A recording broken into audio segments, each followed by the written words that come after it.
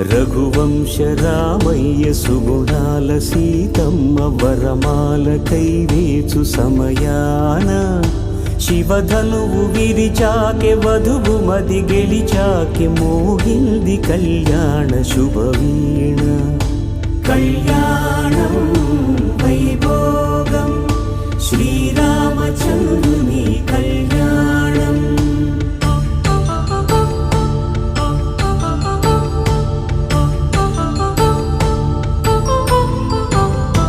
అపరంజి తరుణి అందాల రమణి వినగానే కృష్ణయ్య లీలామృతం.